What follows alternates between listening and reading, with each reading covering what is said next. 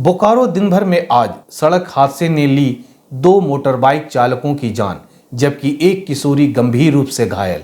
देंगे जानकारी बस कुछ ही देर में। पंचायत चुनाव के तीसरे और चौथे चरण के मतों की गिनती की खबर पर भी होगी चर्चा। नमस्कार, मैं हिमांशु हाजिर हूं बोकारो दिन भर लेकर।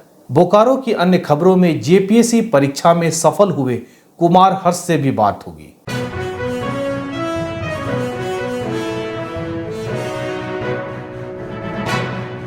ईएसएल तीरंदाजी अकादमी में जाबाजों ने बनाया नया कीर्तिमान, बताएंगे पूरी बात।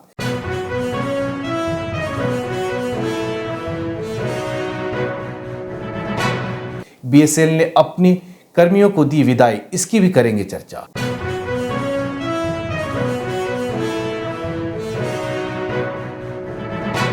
कुछ खबर फटाफट अंदाज में भी होगी बोकारो टाइम्स के डिजिटल रेडियो पर। दरअसल जिक्र करेंगे 25 ऐसी सूचनाओं और खबरों की, ताकि आप अपने आसपास से लेकर देश और दुनिया के हाल से वाकिफ हो सके। तो खबरों का सिलसिला करते हैं शुरू, और सबसे पहले देश और दुनिया का हाल। भारत का मई 2022 में जीएसटी कलेक्शन 1,41,000 करोड़ रुपए रहा। मुंबई में कोरोना मामले में अचानक आई भारी बढ़ोतरी के बाद चेतावनी जारी की गई है। पॉजिटिव केस 6% तक बढ़े हैं। मशहूर गायक केके को बुधवार को कोलकाता के रविंद्र सदन में तोपों की सलामी दी गई। केके का मंगलवार रात कोलकाता में एक कार्यक्रम के बाद निधन हो गया था। वे महज 53 साल के थे। मनी लॉन्ड्रिंग के एक मामले में ईडी ने कांग्रेस प्रमुख सोनिया गांधी और राहुल गांधी को समन भेजा है। सोने की कीमत 250 रुपए प्रति 10 ग्राम गिरी, तो वहीं चांदी की कीमत 1,000 रुपए प्रति किलोग्राम गिरी। सप्ताह के तीसरे दिन सेंसेक्स 185 अंक और निफ्टी 61 अंक गिरकर हुआ बंद। अब एक नजर आपके राज्य झारखंड की 3 बड़ी खबरों पर। झारखंड सरकार ने पूर्व मुख्यमंत्री रघुवर दास समेत उनके कार्यकाल के 5 पूर्व मंत्री के खिलाफ आय से अधिक संपत्ति मामले की जांच एसीबी से कराने के आदेश दिए हैं। इसे लेकर पंकज यादव ने साल 2022 में एक याचिका दायर की थी। झारखंड सचिवालय आंसू लिपिक प्रतियोगिता परीक्षा के लिए ऑनलाइन आवेदन की 28 जून से दाखिल किए जाएंगे। झारखंड पब्लिक सर्विस कमीशन की 7वीं से 10वीं संयुक्त परीक्षा में टॉप 10 में 3 लड़कियां शामिल हैं। बोकारो के कसमार ब्लॉक की सावित्री ने परीक्षा में टॉप किया है। तो ये थी देश, दुनिया और झारखंड की खबरें। अब नजर डालते बोकारो के 9 प्रखंडों में से कुछ प्रखंडों की खबरों पर, जो आज सुर्खियों में बनी रही। एक सड़क दुर्घटना ने 2 बोकारो निवासियों की जान ले ली। बोकारो के हरला थाना क्षेत्र बसंती मोड़ से महुआर जाने वाली सड़क पर मंगलवार शाम 2 मोटरसाइकिल के बीच सीधी टक्कर में 2 मोटरबाइक चालकों की मौत हो गई, जबकि 14 साल की एक किशोरी उस हादसे में गंभीर रूप से घायल हो गई।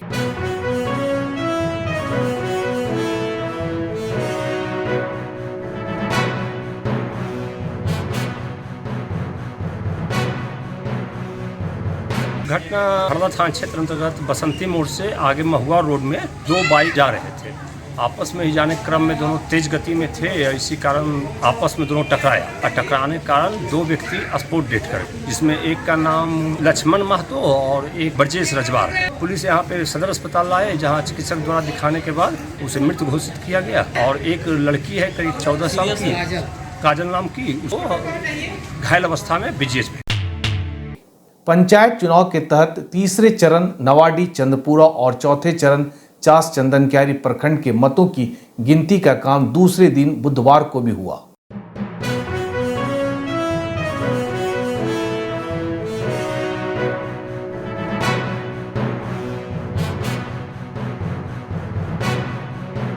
बोकारो स्टील सिटी के सेक्टर 11D के बोकारो इस्पात विद्यालय और सेक्टर 8B के बोकारो इस्पात सीनियर सेकेंडरी स्कूल में बने मतगणना केंद्रों पर सभी मतगणना कर्मी और निर्वाचन पदाधिकारी, सहायक निर्वाचन पदाधिकारी सुबह 7 बजे से ही पहुंचने लगे थे। सुबह 8 बजे से नवाडी चंदपुरा और चास चंदनक्यारी प्रखंड के कुल 114 टेबलों पर मतों की गणना शुरू हो गई थी, और सुबह 9 बजे से मतगणना का परिणाम भी आने लगा था।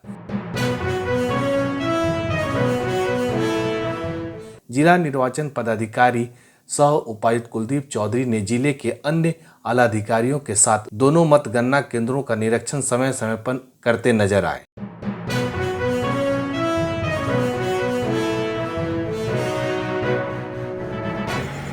त्रिस्तरीय पंचायत चुनाव के तीसरे और चौथे फेज में जो नवाडी चंद्रपुरा चास चंदनक्यारी प्रखंड के मतगणना का आज दूसरा दिन है।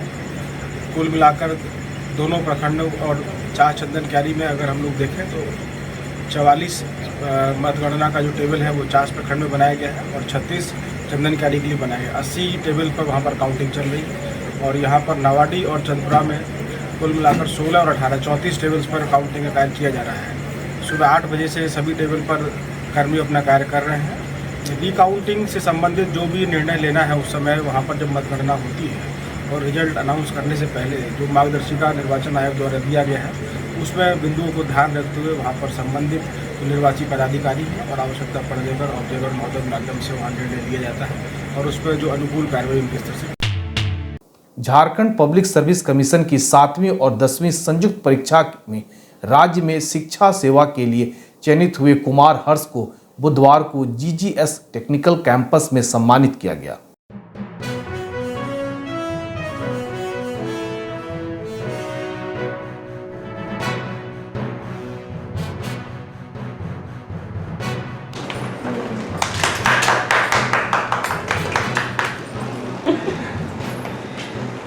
Thank you.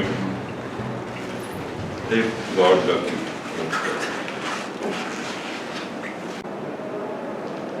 आज हमारे यहाँ कॉलेज में कुमार हर्ष यहाँ पे उपस्थित हैं। उनका सिलेक्शन झारखंड सर्विस कमीशन में सिर्फ 7th कमीशन में as a Jharkhand education officer class 2 में हुआ है। उनके तहत आज हमने अब उन्हें फेलिसिटेट किया है और यही शुभकामनाएं उनको all the best for the bright future. अभी झारखंड 7वीं में 90th रैंक पे हुआ है। मुझे झारखंड एकेडमिक एजुकेशन सर्विस मिला है और मैं समझता हूँ कि सर का इसमें बहुत बड़ा रोल है।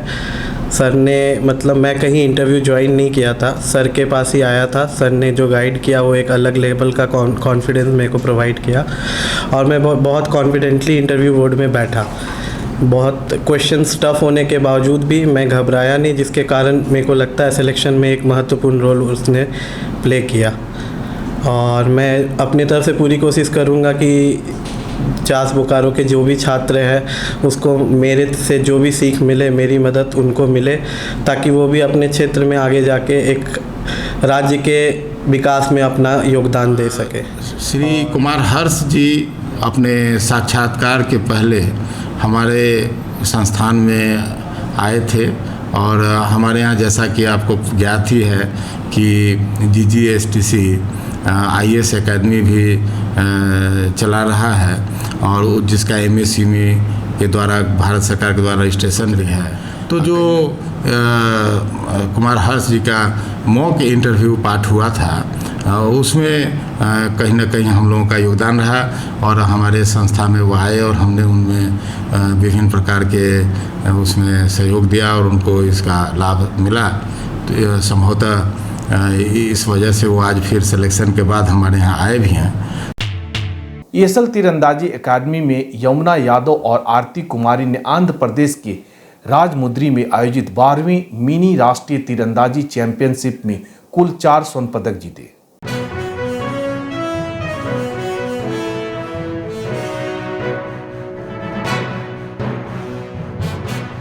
तेईस से 30 मई तक हुए इस टूर्नामेंट में यमुना ने 9 साल से कम उम्र के बच्चों के लिए ओलंपिक श्रेणी में स्वर्ण पदक जीता और आरती ने 14 वर्ष से कम उम्र के बच्चों वाले राउंड में 3 श्रेणी ओलंपिक मिश्रित और इवेंट्स में स्वर्ण पदक प्राप्त किया।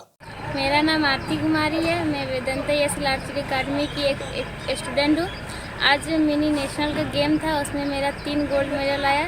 इसीलिए मैं अपने कोचेस और CSR पूरी टीम को धन्यवाद करना चाहती हूँ। Thank you. Bokaro steel plant ने मई महीने में रिटायर्ड होने वाले अपने कर्मियों को मंगलवार को एक समारोह के दौरान विदाई दी।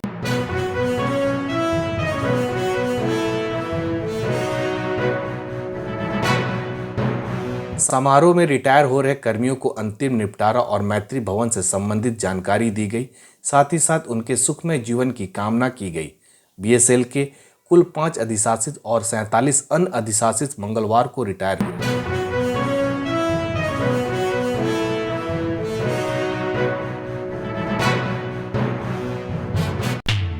अब जिले के प्रखंडों से 10 खबरें फटाफट अंदाज में बोकारो टाइम्स के डिजिटल रेडियो पर।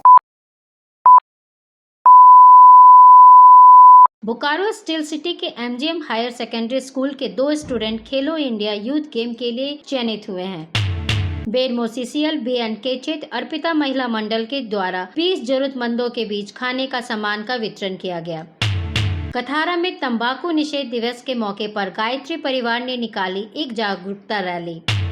चंद्रपुरा में DVC चंद्रपुरा पेंशनरों में स्वच्छता अभियान चलाया गया। चंद्रपुरा में ताप विद्युत केंद्र में हाई मास्ट लाइट के मरम्मत करने के दौरान एक ठेका मजदूर घायल हो गया।